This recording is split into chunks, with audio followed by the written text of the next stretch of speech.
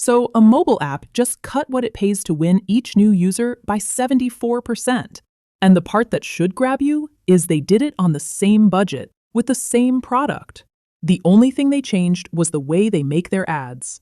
And to see why that worked, picture the old way. You brief an agency, you wait a few weeks, and you get a handful of polished ads a quarter. So every launch becomes one big bet on one big idea. And if that idea misses, you've burned the whole quarter finding out. So today we'll cover 5 things: why sheer volume wins now, the 4-step assembly line that produces it, what you should actually be changing in each version, 3 real results with the receipts, and then the one gate that stops all this from turning into garbage.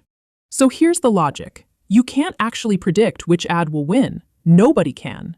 So the team that tests 50 angles finds winners the team testing 5 will simply never see. And the tools now let you ship 5 to 10 times more versions, which means the learning just keeps compounding.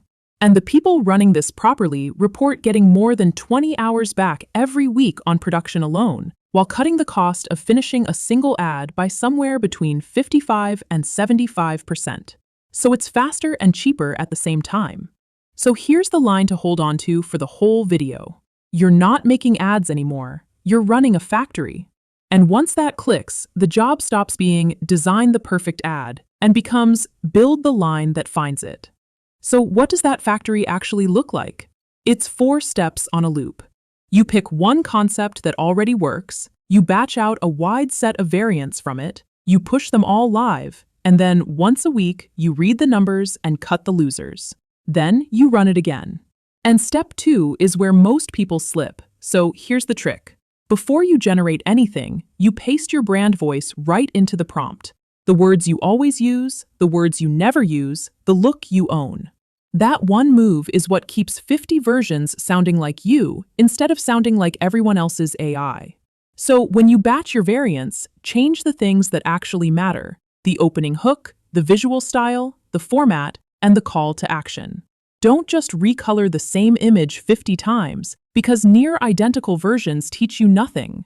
Real differences are what surface a real winner. So if your head's spinning a little, just keep the one line. You're not making ads, you're running a factory. Everything else today is about building that line and then guarding what comes off it. So let's look at real receipts. A mobile game called Star Chef 2 moved from hand-making a few ads to running this kind of variant line, and their return on spend jumped 45% while their cost per new player dropped 18%. Same game, same budget, just more shots on goal. And another app, Storybeat, compressed their whole concept to live timeline from weeks down to days, which doubled the impact of their campaigns. Because when you can test a new angle this week instead of next month, you find the winner while the trend is still hot.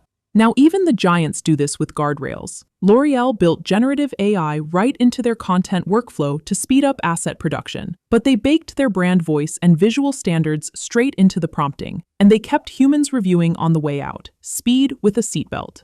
So let me be honest about the dark side here, because this is exactly where teams hurt themselves. Volume without a gate just becomes a fire hose. Your team drowns in review, and a flood of slightly off-brand AI ads goes out the door looking like everyone else's. And that costs real money, because when people can clearly tell an ad is AI-made, their intent to buy drops around 14%. So more is only better up to the line where it starts to feel cheap, and past that line, volume actively works against you.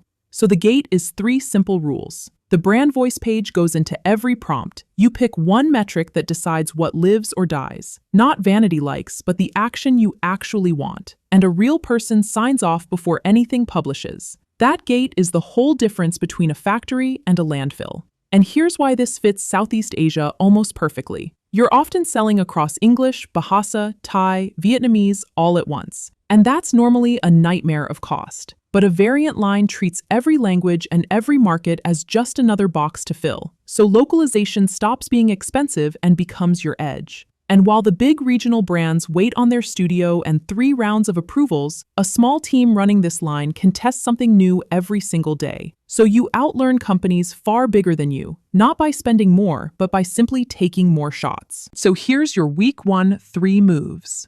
Monday, write that 1-page voice guide. Midweek, take your single best performing ad and spin it into 10 real variants. Different hooks, different formats, same brand rules. And Friday, pick the one metric that gets to decide which of them survives. So the winners this year aren't the ones with the single most beautiful ad. They're the ones running the line that keeps finding it. We break down what's actually working in AI marketing every week, so subscribe if that's useful, and the links are below, including AIwise.sg. Now I'm curious, how many versions did your last campaign actually test?